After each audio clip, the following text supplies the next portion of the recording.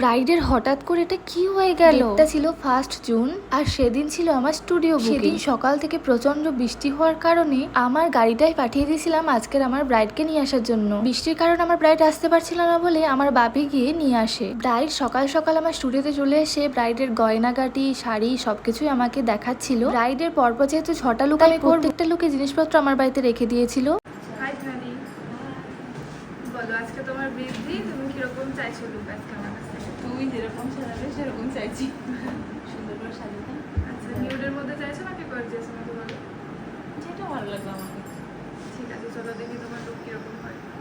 আমি এরকম অদ্ভুত ভাবে মেকআপ করছি কারণ কি জানো? কারণ সেদিন ছিল আমার প্রচন্ড জ্বর, স্টুডিওতে এসি চলছিল, সেই কারণে আমি মুখ নাক চোখ সমস্ত কিছু ঢেকে মেকআপ করছিলাম, খালি চোখটা খুলে রেখে। সেদিনকে আমার প্রচন্ড কষ্ট হচ্ছিল। জ্বর হলে তো তোমরা জানোই কত কষ্ট হয়, কোনো কিছুই তখন আর ভালো লাগে না। তবু মেকআপ তো আমার সব থেকে ভালোবাসা জিনিস, তাই মেকআপ করতে কোনো রকম কোনো প্রবলেম হয়নি। আর আজকে আমার ব্রাইড যেহেতু আমার উপরে ছেড়ে দিয়েছিল, তাই আমি আমার মনের মতো করে আজকে আমার এই বৃদ্ধি ব্রাইডকে রেডি করেছি। Eye makeup, base makeup, hair style, sari wrapping সমস্তটাই কিন্তু আমি নিজের ইচ্ছা মতো চয়েস করে করিয়ে দিয়েছি ব্রাইডকে। আর এই ফুল লুকটা তোমাদের কেমন লাগলো তোমরা কিন্তু কমেন্ট করে অবশ্যই জানিও। আমার এই ব্রাইডের জুয়েলারি কালেকশন গুলো তোমাদের সাথে খুব তাড়াতাড়ি শেয়ার করব। আমার ব্রাইডাল বুকিং অন আছে, তোমরা চাইলে বুকিং করে নিতে পারো। 2025 আর 2026 এর ব্রাইডাল বুকিং অন আছে। সবাই সুস্থ থেকো, ভালো থেকো, রাধে রাধে।